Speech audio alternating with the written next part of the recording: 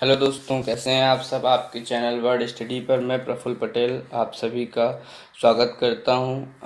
पिछले कुछ दिनों में हमारी एक लेक्चर सीरीज़ चल रही है, और उस लेक्चर सीरीज़ में हम आगे बढ़ते हुए और अपने आगे के लेक्चर की शुरुआत करते हैं। दोस्तों, आप सभी हमें जो है फेसबुक और टेलीग्राम चैनल पर ज्वाइन कर सकते हैं। इसका मैं डिस्क्रिप्शन में आपको लिंक दे दूंगा। और आइए अपने आज लेक्चर की शुरुआत करते हैं। दोस्तों पिछले दिनों में हमने शासन के अंग नामक चैप्टर पर चर्चा की थी, जिसमें हमने शासन के एक अंग जिसे हम विधायिका कहते हैं, उस पर हमने पूर्णतः चर्चा कर ली है। और जो आपको समझ में भी आ गया होगा कि विधायिका क्या है। आज हम विधायिका के आगे के चैप्टर पर चर्चा करेंगे। और आज का हमारा जो टॉपिक होगा वो होगा कार्यपालिका, जिसे हम अंग्रेजी भाषा में एग्जीक्यूटिव कहते हैं। दोस्तों, शासन के दूसरे अंग को कार्यपालिका कहते हैं। जैसे शासन के प्रथम अंग को विधायिका कहते हैं, वैसे ही शासन के दूसरे अंग को कार्यपालिका कहते हैं।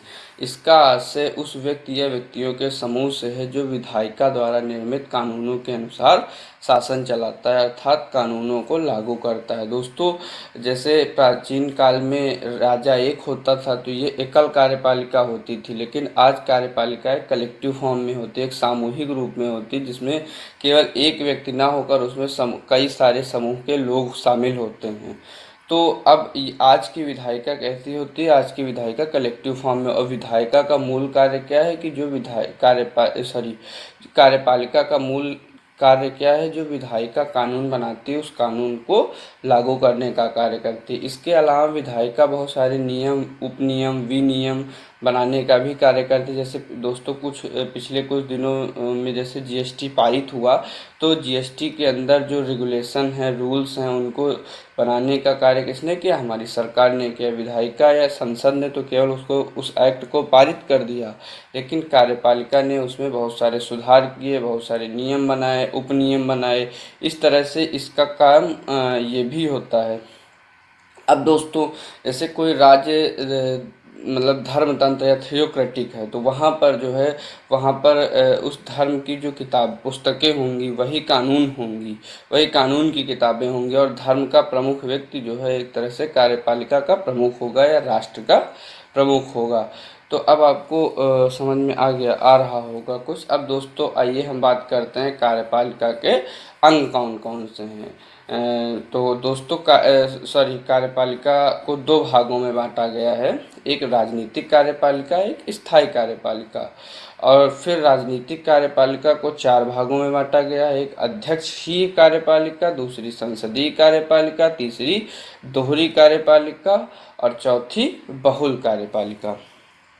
दोस्तों आइए आगे हम देखते हैं। अब जैसे आपको इस चित्र से क्लियर हो गया होगा कि जो है मुख्यतः जो आपकी कार्यपालिका है वो दो भागों में बटी हुई है। एक राजनीतिक कार्यपालिका और दूसरी है स्थायी कार्यपालिका या परमानेंट एग्जीक्यूटिव। तो ये दोनों कार्यपालिकाएं जो हैं कार्यपालिका का सर्वोच्च स्तर होती हैं। तो अब आइए ये देख लेते हैं कि इसमें कौन कौन से पदाधिकारी, कौन कौन से लोग शामिल होते हैं। दोस्तों, आपको दो इमेजेस दिखाई दे रही होंगी, एक प्रधानमंत्री नरेंद्र मोदी की है और दूसरी अजीत डोभाल की है, जो भारत के राष्ट्रीय सुरक्षा सलाहकार हैं।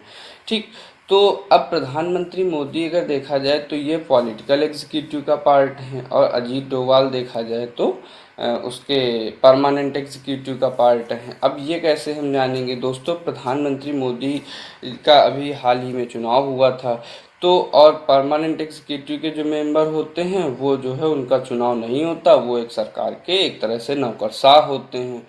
तो अब जो अब आपको थोड़ा थोड़ा अंतर समझ में आ रहा होगा कि जो पॉलिटिकल एग्जीक्यूटिव है उसमें जो है उनका टर्म फिक्स होता है, उनको जो है हम 5 साल के लिए उनका चुनाव करते हैं।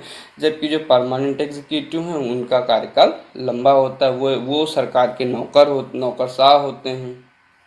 तो अब जैसे परमानेंट एग्जीक्यूटिव मेंबर को हम जो है प्रशासनिक अधिकारी भी कहते हैं। भारत में आईएएस, पीसीएस, आईएफएस जो सेवाएं हैं, केंद्रीय सेवाएं हैं, लोक सेवाएं हैं, उनके मेंबर्स को हम जो है परमानेंट एग्जीक्यूटिव के अंदर शामिल करते हैं, और इन्हीं के द्वारा जो है प्रशासन का निर्माण होता है। ठीक दोस्तों, अब आगे हम बढ़ते हैं। अब दोस्तों जैसे ये जो आपकी कार्यपालिका है, इसके जो है इसके कई उदाहरण अन्य देशों में, जैसे अध्यक्षीय कार्यपालिका, जिसे हम अंग्रेजी भाषा में प्रेसिडेंशियल एग्जीक्यूटिव कहते हैं। तो प्रेसिडेंशियल एग्जीक्यूटिव का जो है अच्छा उदाहरण है अमेरिका। जैसे आपको डोनाल्ड ट्रंप साहब की इमेज दिखाई दे रही होगी। तो प्रेसिडेंशियल एग्जीक्यूटिव का एक अच्छा उदाहरण अमेरिका है। यहाँ पर क्या होता है दोस्तों, यहाँ पर राष्ट्रपति का जो है चुनाव डायरेक्ट रूप से होता है। राष्ट्रपति देश के सर्वोच्च स्तर पर स्थापित होता है और वो सभी राज्य की समस्त शक्तियों का भोग करता है। तो अब जैसे आपको अब बात आती है कि राष्ट्रपति का चुनाव कैसे होता है। तो राष्ट्रपति का अमेरिका में जो है एक इलेक्टोरल कॉलेज के द्वारा जो है उसके मेंबर्स उसको उसका चुनाव करते हैं। तो अब वो जो संसदीय कार्यपालिका है यानी पार्लियामेंट्री एग्जीक्यूटिव है, पार्लियामेंट्री एग्जीक्यूटिव भारत में प्रचलित है।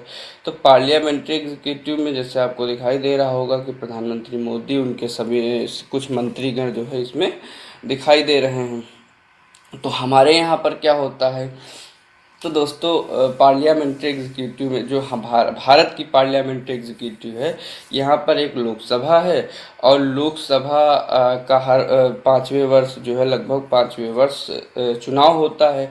और उस चुनाव में जिस दल का बहुमत अधिक होता है उस दल की जो है एक सरकार गठित होती है। और वो सरकार जो होती है वो सामूहिक रूप से उसका जो मंत्रिमंडल होता है वो किसके प्रति जवाबदेह होती है, वो लोकसभा के प्रति जवाबदेह होती है।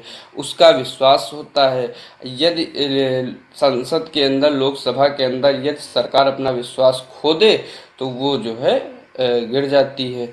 तो हमारे यहाँ इस तरह से कार्य करती है कार्यपालिका। तो हमारे यहाँ कार्यपालिका के दो अंग माने जाते हैं। अभी हमने अब थोड़ी देर पहले आपको बताया था कि प्रधानमंत्री मोदी पॉलिटिकल एग्जीक्यूटिव हेड होते हैं इस समय। और जो है आपके पार्लियामेंट, अगर देखा जाए, मतलब जिसे हम अभी दूसरी वाली कह रहे हैं, दूसरा वाला जो नाम है परमानेंट एग्जीक्यूटिव। तो परमानेंट एग्जीक्यूटिव का तो कोई वैसे हेड नहीं है, लेकिन परमानेंट एग्जीक्यूटिव में तमाम नौकरशाह आ जाते हैं। अब अगला है आपका दोहरी कार्यपालिका, जिसे हम डुअल एग्जीक्यूटिव कहते हैं। तो डुअल एग्जीक्यूटिव दोस्तों ये फ्रांस में प्रचलित है। तो यहाँ पर क्या होता है, यहाँ पर राष्ट्रपति को भी कुछ पावर दी गई है और कुछ पावर जो है प्रधानमंत्री को भी दी गई है। तो ना तो संपूर्ण रूप से राष्ट्रपति ही सारी शक्तियों का भोग करते हैं और ना ही सारी शक्तियों का जो है प्रयोग जो है प्रधानमंत्री करते हैं। जैसे हमने यहाँ पर दो वहाँ के राष्ट्रपति जो इमैनुअल मैक्रोन हैं और वहाँ के प्रधानमंत्री जीन कैस्टेक्स हैं।